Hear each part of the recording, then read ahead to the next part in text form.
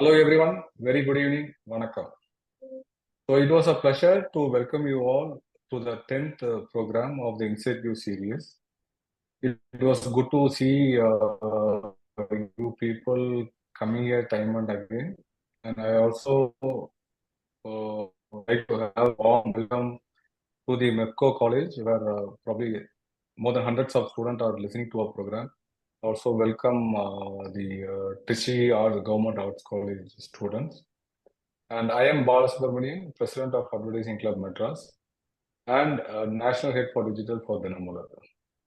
So this is actually, today we have a wonderful session, wooing the digital readers in the age of AI. So we have a good, nice speakers, none other than from Hindu are actually the best person to present these kind of topic to us. So it's really wonderful. Please get actively into the participate in the session by putting your Q&A into the chat window, and we will also have a Q&A session after this session. Okay, so now let's begin. Let's extend a warm welcome to Mr. Suraj, our secretary and co-founder of Digitally Inspired Media, to introduce today's speakers and share his inspiring stories and insight. Over to you, Suraj. Thank you so much, Bala. I'd like to first thank Sriram for taking the time out to be part of this session. Thank you, Sriram. We are fortunate to have you on, as a speaker, as an eminent speaker for the InsightView series. We're very happy to see students who've joined us today, who've actively been participating for the past couple of weeks. But I have one request to everyone there. Please feel free to type in your Q&A while a session is there. You don't have to wait for the end of the session to put it out over there, but just keep dropping it in the chat window so we can curate your questions and get it answered by Sriram. But before we proceed, I'd like to introduce Sriram to all of you. And here it is. Sriram is the Chief Product Officer of the Hindu Group. He is also the business head for STEP from the Hindu Group. Mr. Sriram is focused on creating high-impact digital products across the education, skill development, and media sectors. He is currently responsible for the Hindu Group's digital news properties, the Hindu, Businessline, Frontline, and Sportstar, as well as the group's first venture into the education sector, STEP. STEP is focused on testing and training Indian youth in the English language. His earlier entrepreneurial ventures in the education sector include promoting deep learning of mathematics and science among high school students, bringing international experiential learning programs to Indian students, and preparing high-achieving Indian students for universities abroad. Prior to this venture, he had over 10 years of experience advising Fortune 500 companies in India and the US on corporate strategy. A bit about Sriram's professional qualifications. Mr. Sriram completed his undergraduate studies in mechanical engineering in 1999 at the University of Madras. He received his Master of Science in Industrial Engineering from the University of Michigan in 2000, where he was also a fellow of the Tober Institute of Global Operations. We are extremely excited to have you on board, Sriram. Thank you for taking the time out, and over to you. Thank you so much, Suraj. Thank you to everyone here, and good afternoon, particularly to all the students who are dialed in from around the state. Thank you for having me here. It's been first time I'm talking to the App Club, and it's a little. It will be interesting. As I was telling some of you earlier, I've seen some of your previous presenters, and they've done an incredible job. So I'll try to do my bit in talking about what digital readership is like and what we are doing at the Hindu to be able to meet that digital readership. So I'm going to share my screen and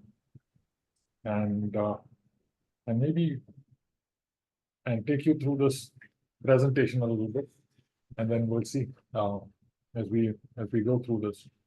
So, of course, I titled this presentation "Wooing the Digital Reader," and as soon as I did that, I realized that wooing a digital leader is actually, it's a lot like building a romantic relationship, right? There are many of the same elements in this wooing a digital reader. For example, in a romantic relationship, key challenge becomes who is the one, finding that one person for you, right? And then when you find that one person, you have to make a first impression, right? And you make a first impression, and then there is the pursuit, the conversation, the back and forth, all of those things, right? And once you do that, there is the bit about building a connection. Right? How do you actually build a connection with the other person, and build on that and start to build a relationship there? Of course, in every romantic story, there will also be a villain.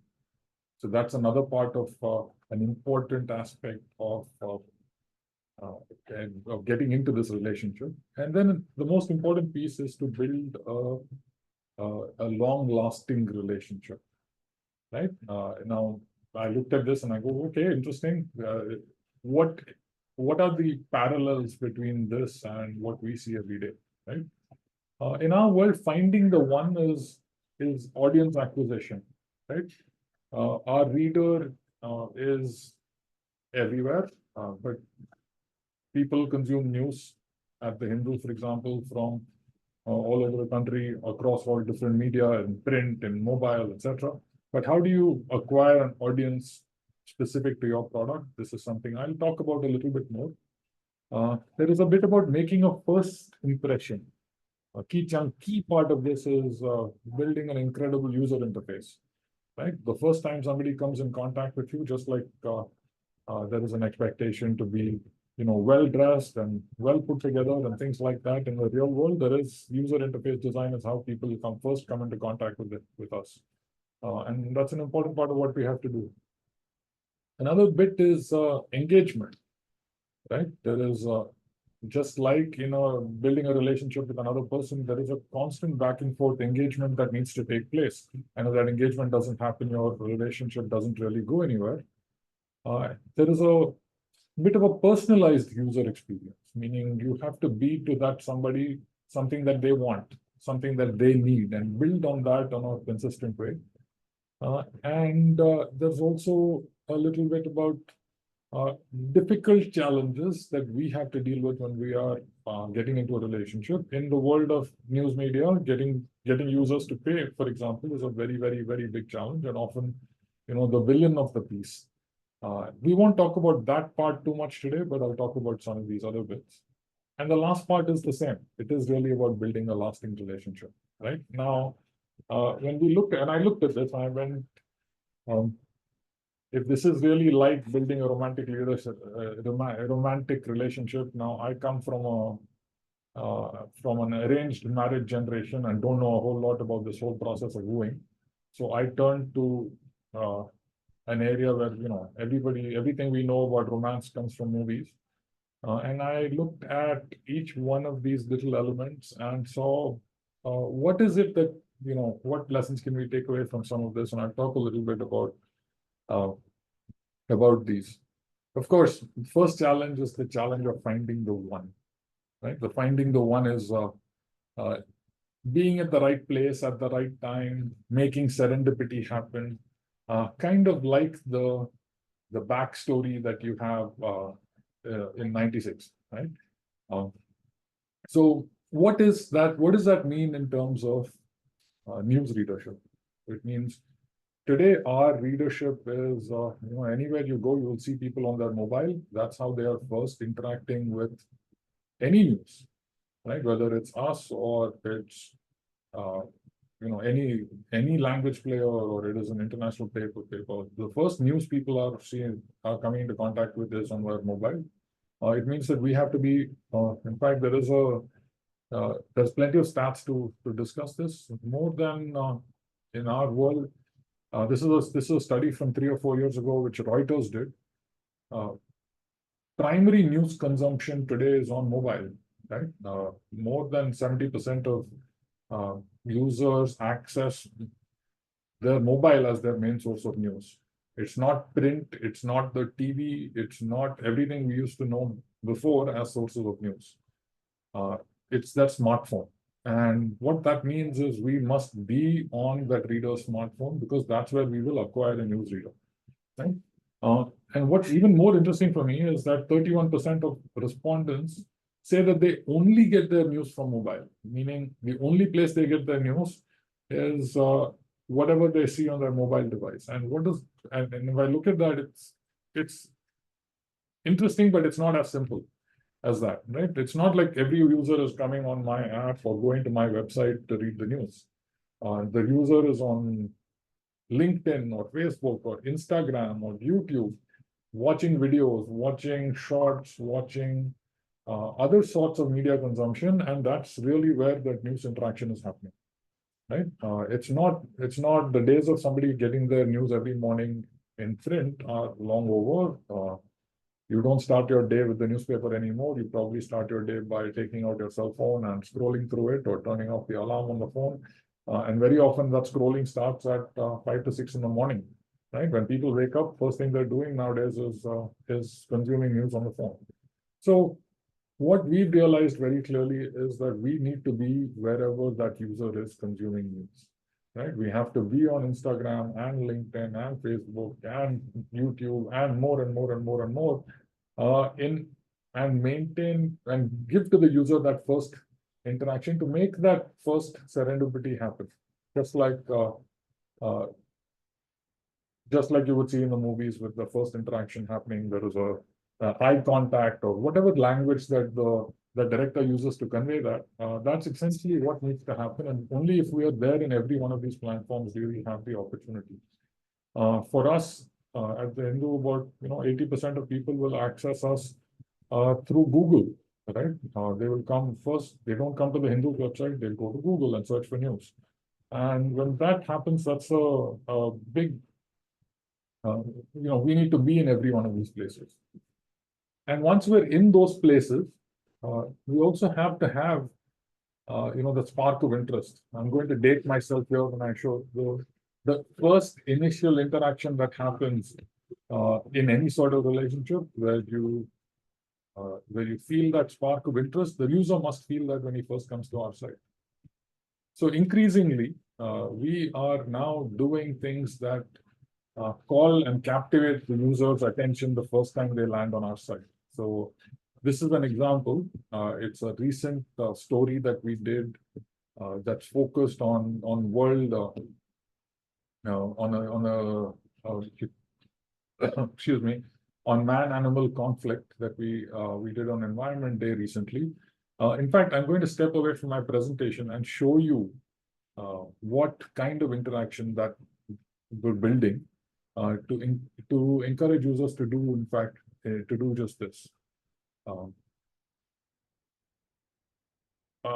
Excuse me. I will.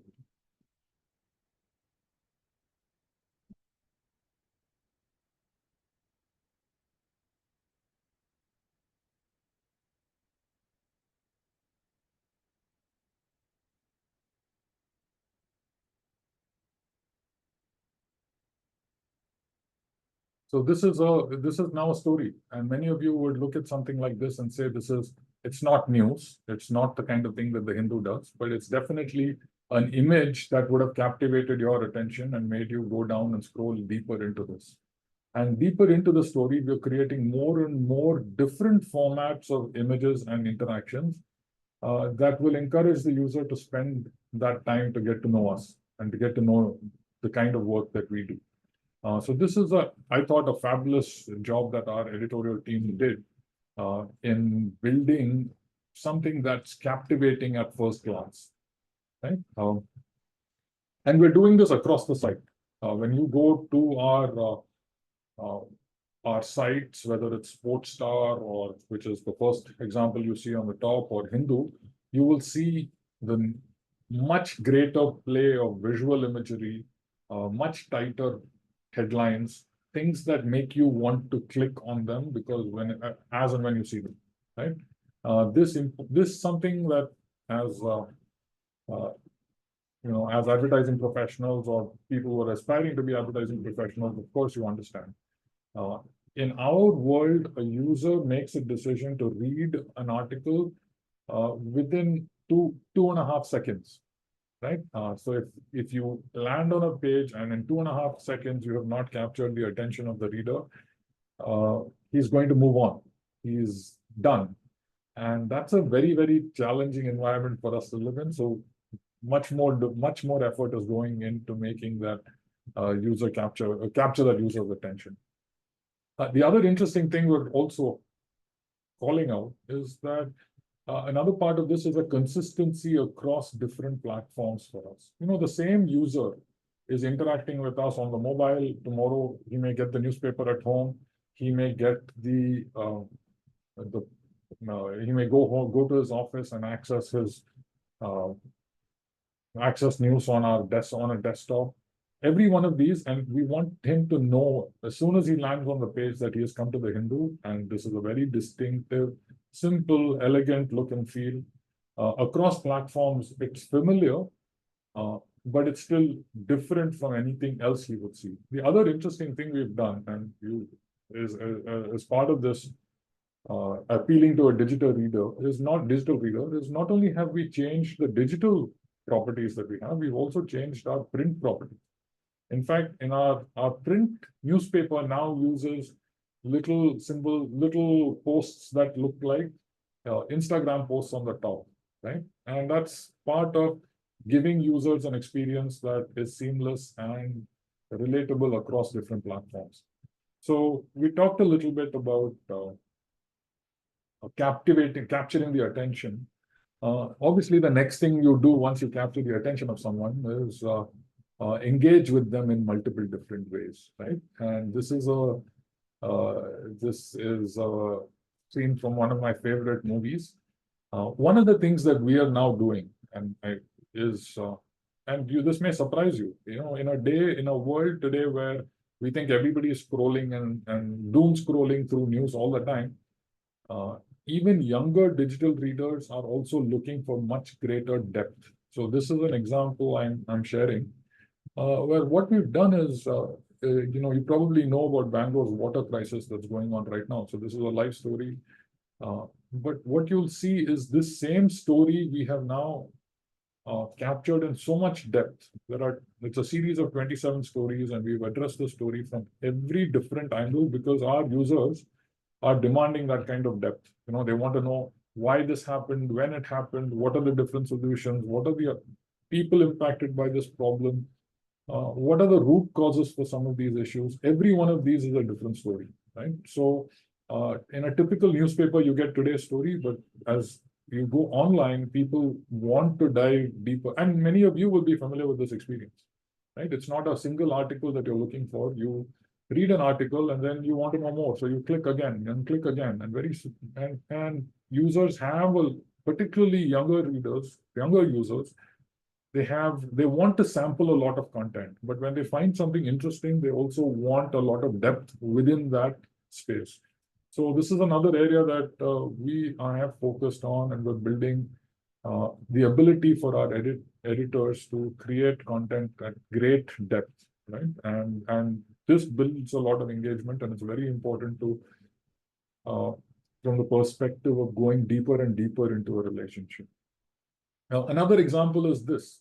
Again, I'll go and show you the kind of detail that we are now doing. I'll show you this story as well. That is something that we need to be able to engage users. Now, this is a very typical news story. You may read a long version of the story in our newspaper from time to time. But when we do the same story in a digital format, we have to do something quite different. There's an expectation that there is a lot of data associated with this. People want to not only look at data, but they want to engage with that data in different ways. And I'll show you some interesting examples here. For example, here is I hope you can see this when you see this on the screen, but unlike a typical newsreader experience, this experience gives the user the opportunity to play with the data in different ways, to make it move, to understand and query it and dive deeper into this. So the story about Ashwin, for example, you might say, oh, so what if Ashwin got 500 wickets? Is he the fastest? And then you can answer that question. Now, a user who's playing with that might say, maybe he's the fastest, but how does he do against all spin bowlers? Or how does he do against spin bowlers in overseas conditions? And so this is the kind of interaction that increasingly you're now going to start seeing on other news websites. We're doing more and more of this to keep users interested. I'll come back, and you can see also there are more depth and more depth and more depth in a story, where earlier a user would have spent 30 seconds to 45 seconds in reading a story that's 600-700 words long. Today, we are engaging users by giving them things to do on our website that makes that engagement 2, 3, 4 minutes long, right? So going back to the presentation, this is actually from today's, is an example from today.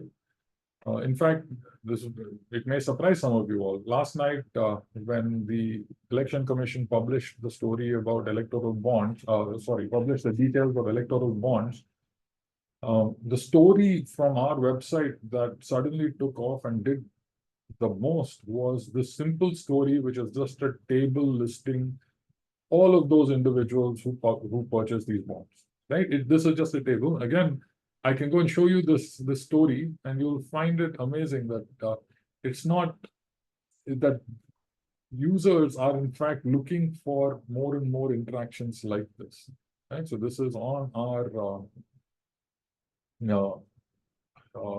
home page, and there are multiple stories associated with this. I will find so this story, for example, is just a table that shows these things. And when I looked at the data for this story, more than 50,000 readers have read the story. And not only that, they had spent 4 to 5 minutes on average just reading all the data. So on the one hand, we think that digital readers don't have time. They have only 2 seconds in which to make a decision. 2.5 seconds is the example I used. But on the other hand, what's also true is, while that's true, when they find data that's of interest, or when they find things of interest, they want to go into a lot of depth. So this is that period of building engagement, and we're spending a lot of time in this space building to attract new users, much more deeper engagement. And of course, like the relationship between these two in Maunaragam, there is this depth of relationship that becomes even more important, right? I think the more things we do, together, the better we get to know each other. So the examples we talked about, for example, around news, is what you would expect from the Hindu, right? The examples we talked about around social issues are things that you might expect from the Hindu but increasingly the breadth of what we are doing is going more and more and more. So this is another example. Again, I'll step away from the presentation and I'll take you into kind of the nature of interaction that we're having here, right? And if I look at that example, it will take me a second to get to that page.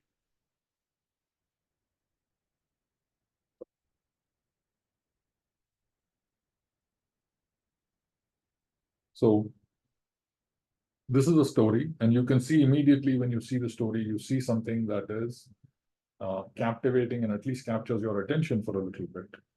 It's a bird. You don't expect that to be what you see on a paper, but this is an interesting story. It's a story about bird watching hotspots across the country. So you can look at, if you're in Chennai, where can you go for bird watching, and what kind of birds will you see in each of these locations?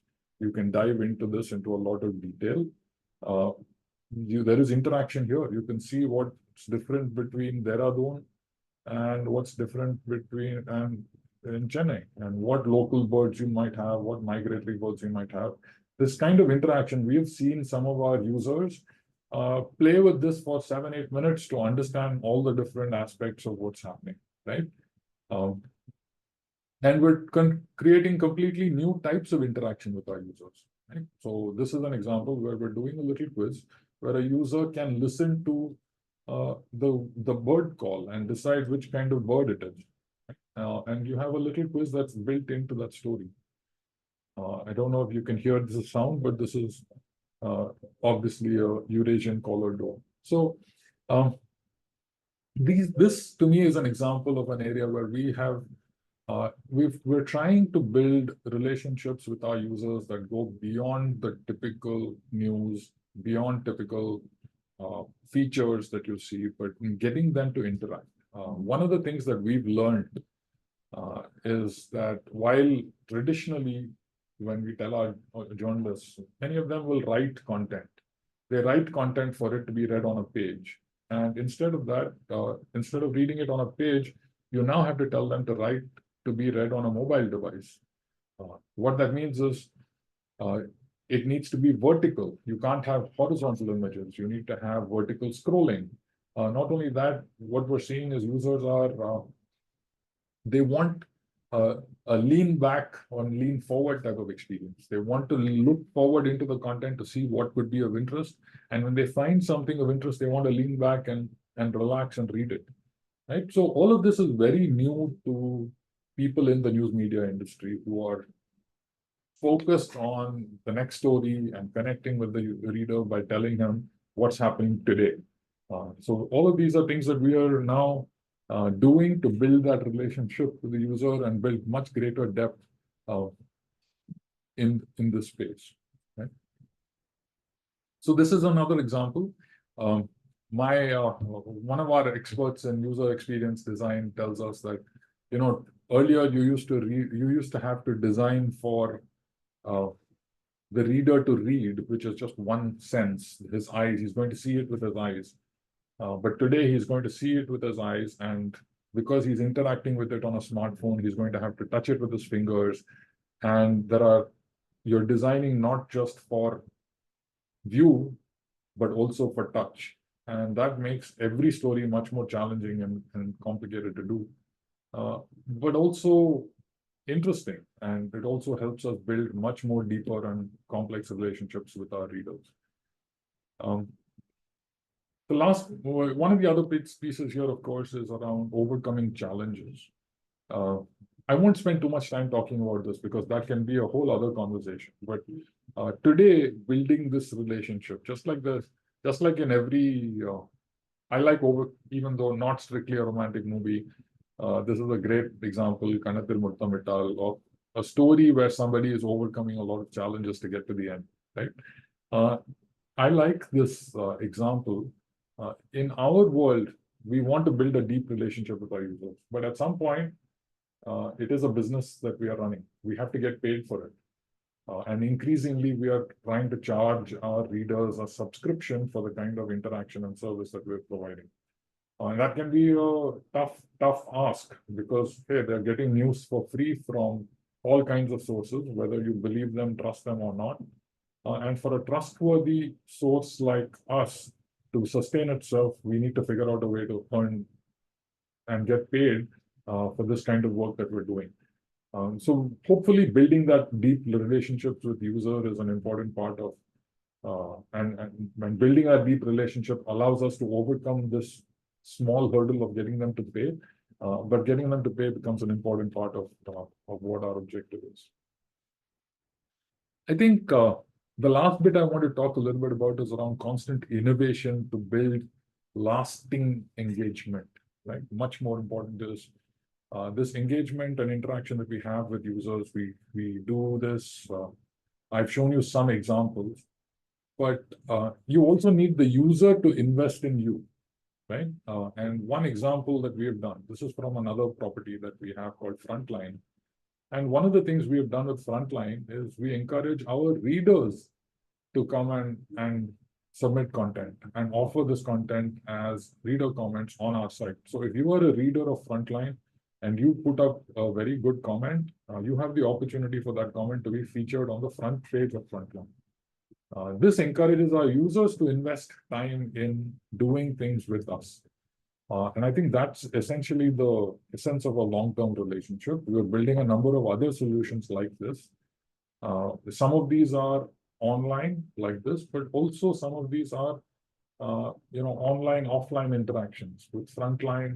We have, for example, for our digital readers, we have curated events where they can come in and interact with our editors or with performers who are coming from elsewhere and have that whole experience as part of that, where the investment is not just us encouraging our readers to come and do and communicate and engage with us, but also our readers actively engaging with us by giving us content or writing stories for us or writing a comment, which they will in turn share with their families and all of that, and friends. So that becomes a way to build a much more longer relationship. This is an interesting innovation that I thought, in our case, this was an interesting innovation that readers have taken to quite well. In fact, our joke at Frontline for Frontline is users are so engaged in Frontline that sometimes they write comments that are longer than the articles itself. And considering that Frontline is a magazine which sometimes has 2,000, 2,500 word stories, that is in fact saying something. So that's one part about this whole experience. I think it was the 6 different steps in finding a romantic partner, and they line up very well with our 6 things that we've discussed. Creating personalized user experiences, and finally building a lasting relationship. This is of course, like I said in the beginning, I come from an arranged marriage generation. It's not easy to I don't understand a whole lot about this, what you see on the left, but at the same time, what you can do if nothing is working on the left side is there's also always the option of an arranged marriage. But with our audiences today, it's a much, much more complicated affair. There really is no other option than to go through these steps to acquire users, build interesting and compelling user interfaces, create solutions for engaging with them, build very personalized experiences for users, and use these to build long-lasting relationships, which include getting them to pay. That was a brief overview of some of the things we are doing. That's what I wanted to share with you all. I noticed that there are some messages on chat, and maybe if that's the case, I can stop sharing my presentation and see if there are any questions which anyone has.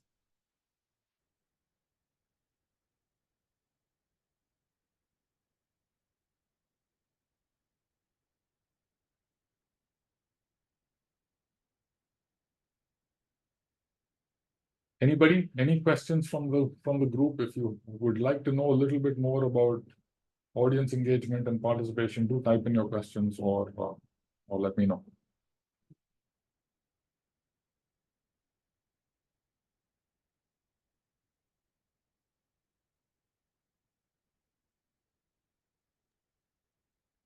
Thank you so much.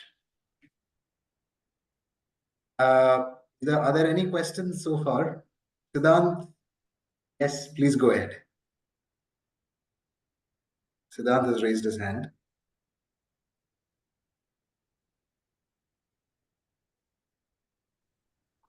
Hello, Mr. Sriram. Good evening. Siddhant here.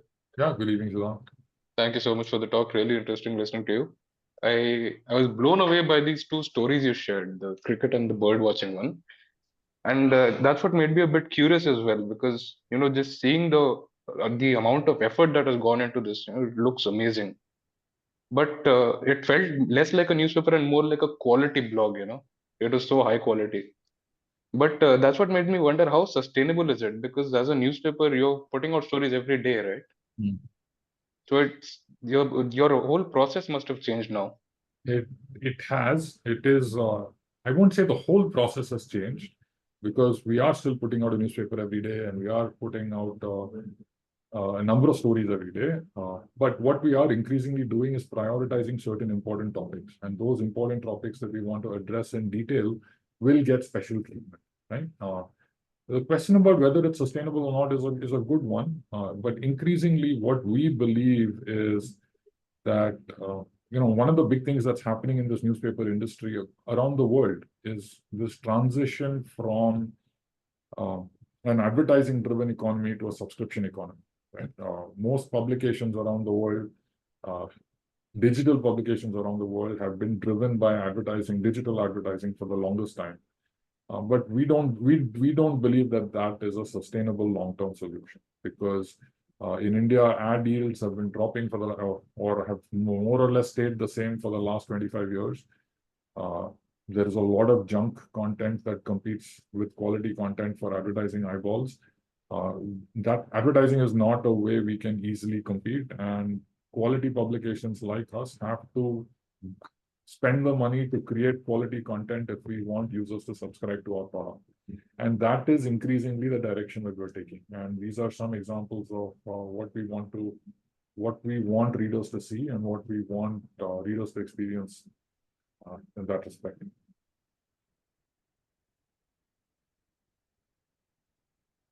Right. Yeah. We have Dinesh, who's raised his hand. Please go ahead, Dinesh. Yeah, hi, Mr. Sriram. It was a great talk. Thanks for taking us, through this trajectory shift that the Hindu group has taken. I have a question. Apart from the UI UX elements, predominantly elements which are catering to, the visual sense and, interactions through the fingers or, typical UI UX thing. What has been the work that has gone on the written word, basically, the text that I'm talking about? Is there a shift in the tonality of the communication, or have your writing style of the articles has become less formal? This question is very specific to, the current scenario of, democratizing the content or elitizing the content, because a lot of Instagram and a lot of things, and then a lot of colloquial parlance is getting into mainstream publication. So is there, Hindu traditionally have always stayed away from that in terms of maintaining a formal tone and communication. So, and also this question is specific to this chat GPT world where troves and droves of templatized content are being thrown at your face. So is there any focus on the written word per se? In fact, there is. So I'll talk about 2 or 3 different things. One is the mix of what we are doing has changed, right? What you will see is a lot of our stories were typical news reports, right? Now that is starting to I shouldn't say has changed. I should say it has been changing. Increasingly now we do a lot more long form content. By long form content, I mean stories that are, in our world, it's different definitions of long form content exist everywhere else, but in our world it is 800 to 2000 words long. Sometimes you will have seen, and this is not just online, even in print we're starting to do that. So if you look at some of our newspaper now, every day or at least 5 times a week, there are in fact full page stories that are going in depth into one particular news item, right? Yes. So that includes news reporting and analysis, as well as opinion that's associated with those events that happen. So there is a lot of depth that's going into a lot of our content. So from that perspective, that is one aspect of change that you will notice both in our print newspaper as well as across online, where we have a much more variety in terms of long form stories. I think the second thing you will see is this question you asked about tone. While we are definitely making an effort to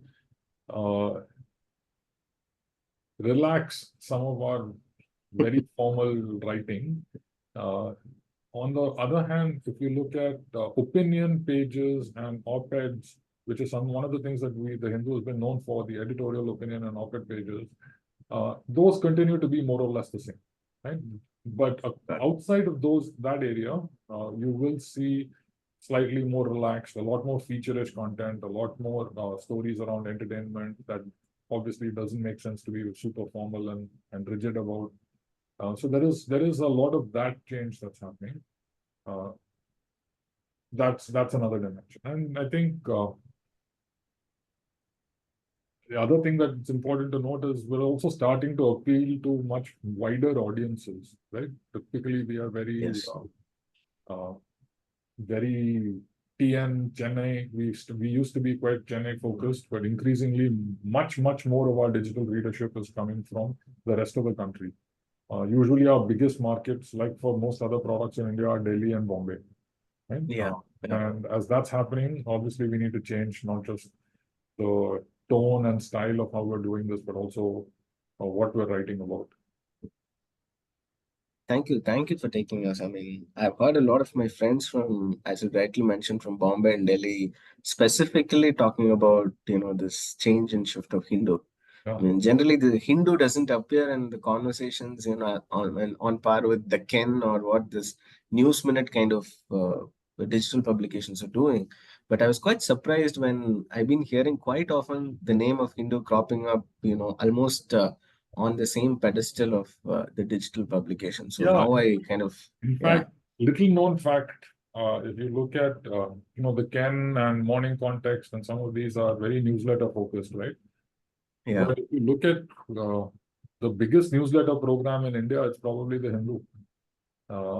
Maybe by order of magnitude, right? Maybe the only other person who comes somewhat close in that sense is the kind of newsletters you get from Mint, which is also fabulous.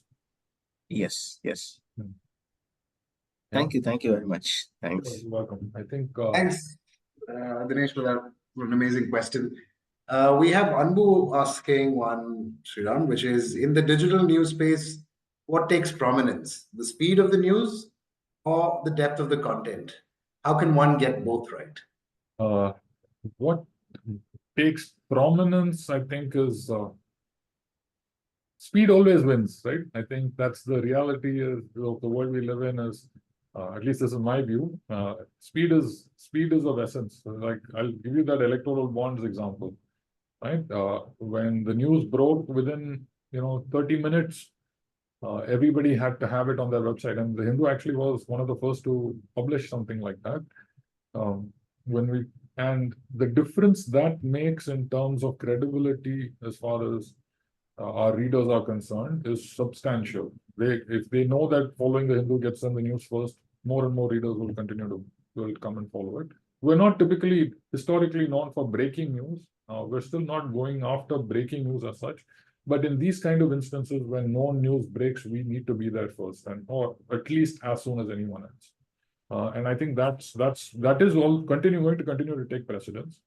I think getting long form or depth right is a much more difficult and complex challenge. Very few publications globally have pulled it off, right? We look at the New York Times or the Guardian as beacons that we can follow. And increasingly, that's the direction we want to go in. Building teams that are specifically focused on long-form content is the way to do that. Yes, we have a question. Rajiv Dash, you can please ask your question. You've mentioned it on the chat group that you'd like to ask one.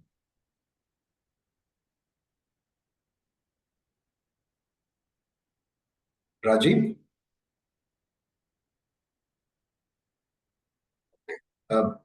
Indra, can you unmute Rajiv, please?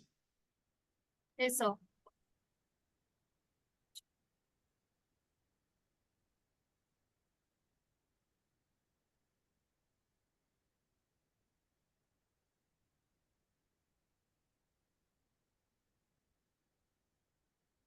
Hi, Sriram. Great presentation. I just wanted to ask one thing. There used to be time as a marketer, we used to have news as a pull part of the marketing. And then people used to wait for the news to hear the breaking news, at different time slots. But today, news has been consumed as a push. It comes to your mobile as a breaking news. So you don't have to reach to the news is reaching to the consumers. So in the era of your pull is now changing to push strategy. So how do you see advertising becoming different when the strategy changes from pull to push? Yeah, see, I think there's room for both, and there is going to be more and more of this pull is going to come back, is my view, right? I'll give you some examples of what I'm seeing. When I look at, and maybe it's early days still as far as our market is concerned, but in the next 3 to 4 years, all of us, big news publishers, and particularly people like us who have extensive subscription programs, will have a lot of first-party data about our users, right? And these are users who are coming to us, and where we are the primary source of news, they will come and log into our site. And it's already happening. Maybe we have a few 100,000 users like that who come in with the Hindu as their primary news source, not for the breaking news, but for seeing what the Hindu has to say, much like they would wait for the newspaper in the morning. So I think that is going to continue to be there. I think from a digital advertising point of view, that kind of reader is going to be much more valuable, because we will know exactly who he is, what he is looking for, and what kind of content he wants to consume. So for those readers, targeted advertising, working on specific segmentation, etc., I think that will continue to be in that pull mode that you discussed. I think the push is here to stay as well. I think the push is obviously here to stay as well. There's going to be different type of news consumption on that, in that push way, because people are going to click on it, they're going to land on your website, and a lot of it is impulsive reading as they scroll through it. That's going to happen, but I think that mix might change is the view that I would have. Okay. And so there will not be any other aspect is the peak time. Like say we used to have 9 o'clock news used to be the peak time for the news. That people used to wait for 9 o'clock so that to get the maximum news or the breaking news. So there is no phenomenon of peak timing for news now. There is, there is a little bit. I think what we see is, and others who are in media companies will have probably similar to stories to tell. But depending on the publication, I see a peak at a different time, right? I'll give you some examples. In the Hindu, we see a peak at 10 a.m. and we see a peak at 10 p.m., right? It's not a time where people are reading, like, they don't wake up at 6 and read the newspaper, but probably when they get to work, they turn on their laptop, or they're on their commute, they're reading the news or something like that on the way to work. So that's the 10 a.m. peak. And I think as they're winding their day down, their consumption becomes much more impulsive, and they're consuming different types of content as they're winding their day down, right? So this is something we see in the Hindu. Frontline is an interesting example. And Frontline, we see a lot of people wait till the weekend to get on Frontline. And these are people who come to the Frontline site directly, and they will read stories which are 15, 20 minutes long and completed, right? Because it's a different type of news publication, and I think it's much more of that pull type of publication that you were talking about. And of course, you can imagine with Sportstar, it peaks when there is an event going on, right? So when there is a sporting event, people want to come to Sportstar and see what's going on, even if they're also watching it on TV and they're also watching it. So there are different, I think, news publishing for me, well, some of these you might not think of as news publishing, but all the different elements of these different publications have different behaviors like that. Okay, great. Thank you. But you're right overall. I think it's not, the peaks are not as high as the old 9 o'clock news peaks, right? Yeah, the advertisement peaks, and people wait for the breaking news to break. Yeah. Absolutely. Also, the other phenomena is that, the classified news, like say Google, you go to Google and get all the news. And instead of going to a particular website or a particular publisher, I think that is somewhere becoming a bit of trend, maybe in different segments, but that's something to check out in terms of advertising space.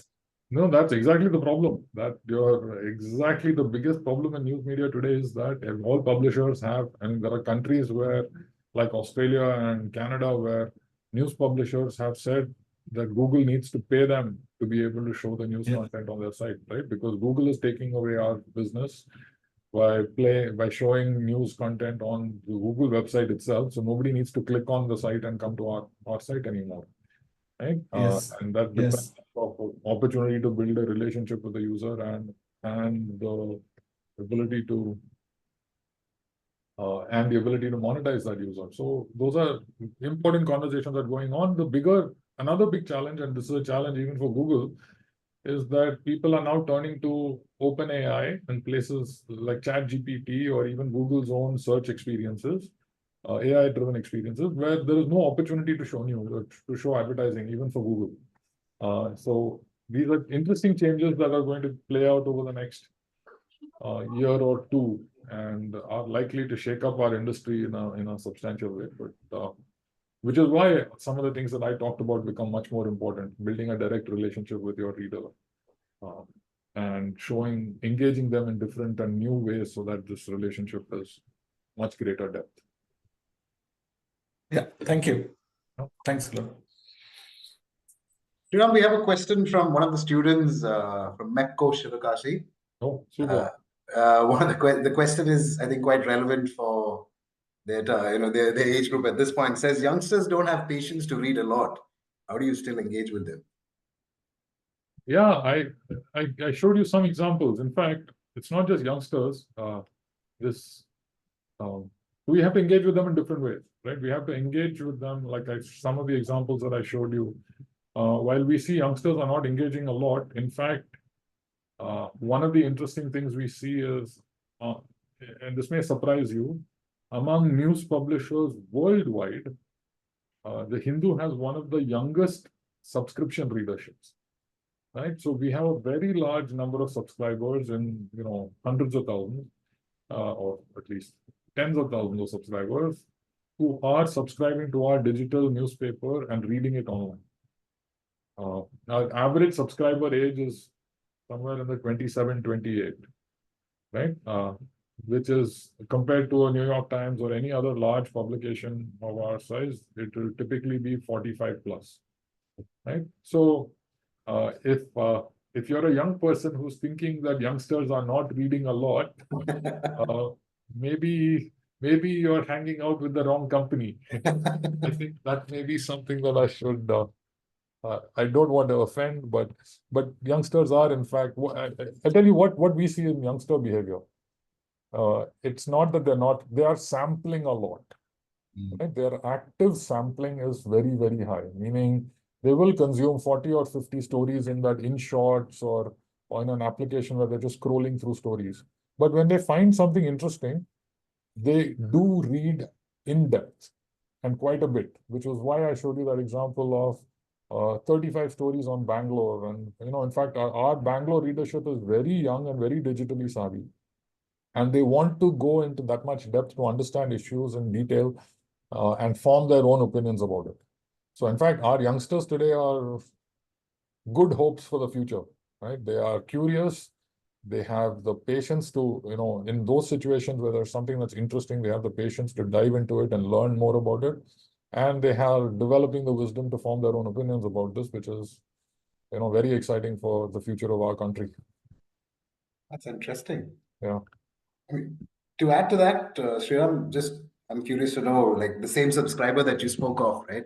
How have you been, are you finding any particular medium that has been effective from an advertising standpoint to retain these subscribers? Honestly, that has been a challenge. In fact, the best tool for retention for us is our app. Right? So if you are a user who consumes primarily on the app, you will stay with us. Right? And not only that, you are like 3 times more likely to renew a subscription it's a big shift. So it's a question of building a deeper relationship, which is where the app comes in. For us to acquire readers through advertising is quite a challenge. We have not, in fact, been. I will say we're not very successful at it, and not just us. I don't think that the industry in India has been successful at acquiring new readers through advertising. Things like content promotion things like Play Store acquisition of users through Play Store or digital advertising for subscriptions. All of those have very poor return on ad spend for us. Is it? Okay. And it's not something that, we keep experimenting. We've tried a number of different angles at this, and we have but see, in our case, because we are news, the funnel is quite broad at the top anyway. We have a lot of people coming and consuming our free news content. So our money is better spent in trying to convert users who are already on our site than it is to go out and spend money and bringing them from elsewhere onto our site to convert. Makes Right? sense. So our funnel, for example, is like if you're on my site, I will do everything I can to encourage you to install my app. Because once you have the app, you have made a commitment to us, you are engaging more often, I have multiple ways of reaching you, things like that. And then that accelerates your journey towards becoming a subscriber much more. That helps.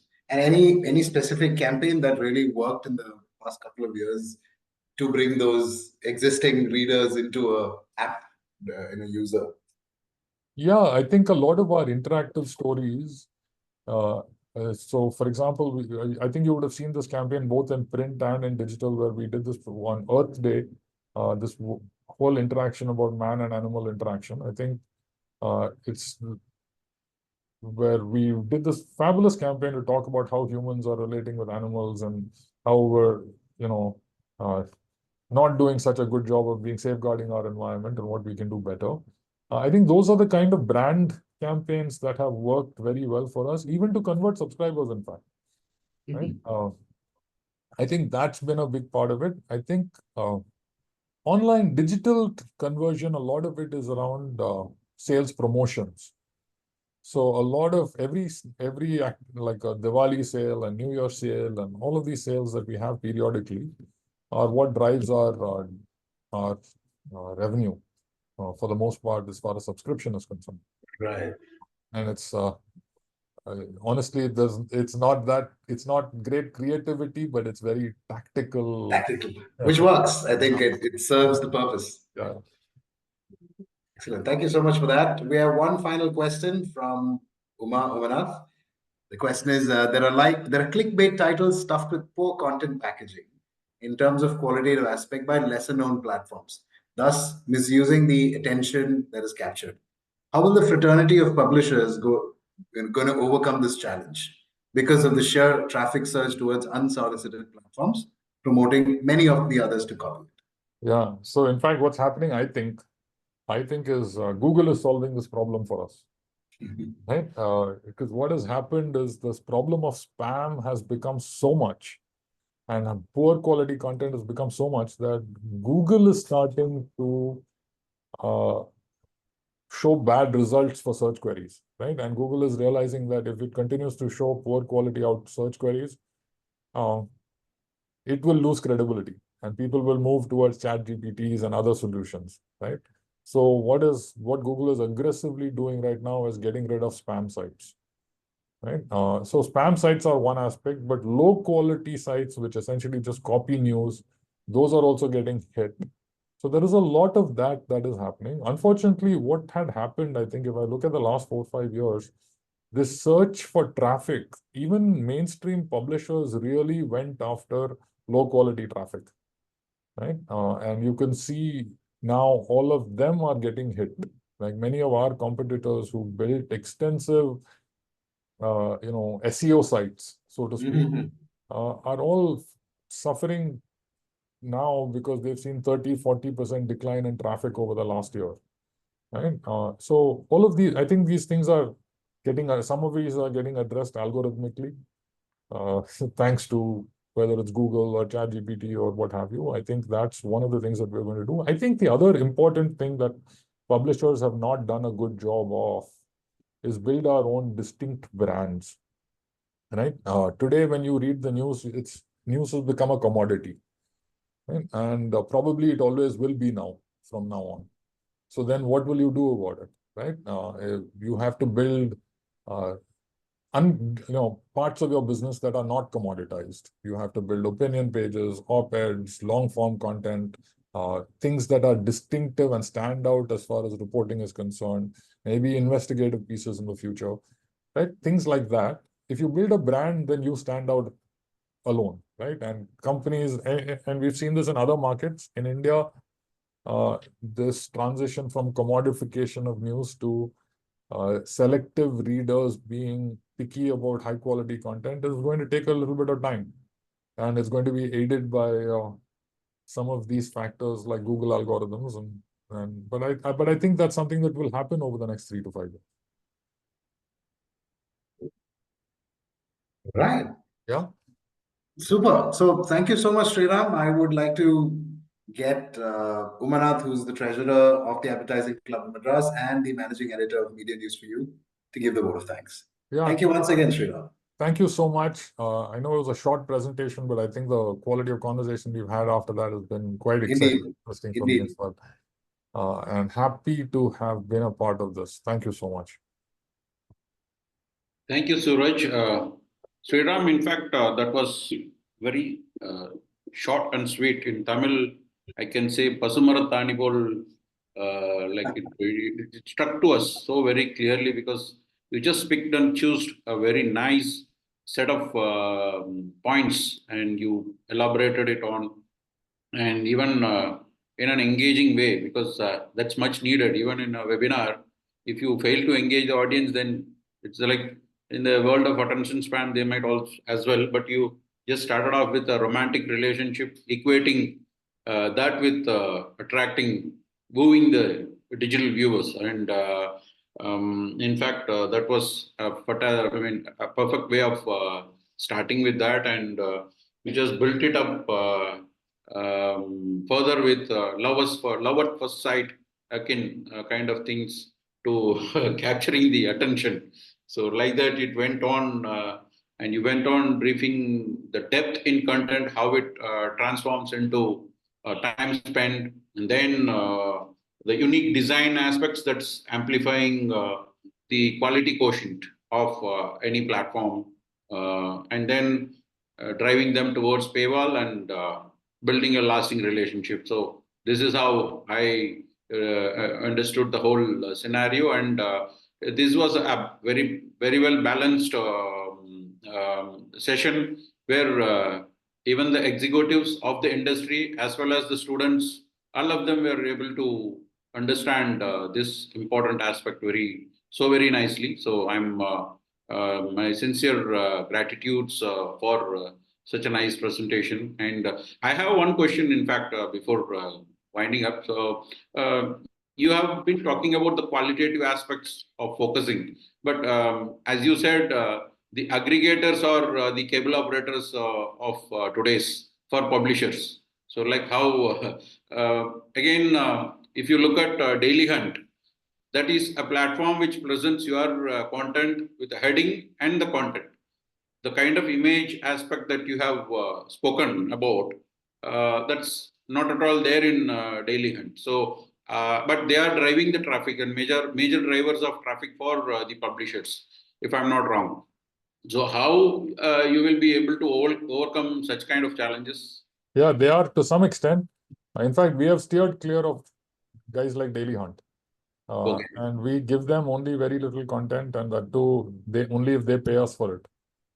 So our perspective is if we go and participate on those kind of platforms, we are continuing to devalue ourselves and commoditize ourselves. That's not what we want to do. And I think more publishers should be doing that. Unfortunately, we've got so drunk on traffic that we are not able to step back and take that hard call. I think increasingly we need to do that. So, as you said, the qualitative aspect should take a front seat on par with the quantitative aspect. So, rightly said, and that's how a publishing medium can be looked upon going forward. And thank you very much. And this is a 10th session of the InsightView webinar series, and we are happy that we have continue to present versatile speakers from different walks of the media and entertainment, advertising industry or universe. So we will continue to present such kind of different speakers going forward. And thank you very much for everyone tuning up with, starting with Sriram, and then our ad club team, which is behind the organizing the whole work, and then the digital team from Deep Sense for promoting the whole webinar, and myself, Media News for You, being the media partner, trade media partnership, and all others. So let's sign off. We will catch up with you soon with another InsightView session in fortnight's time. Thank you, Sriram. Looking forward to engage you in another interesting platform. Cheers. Thank Best you. wishes for the Hindu. Thank you so much. Bye. Bye-bye.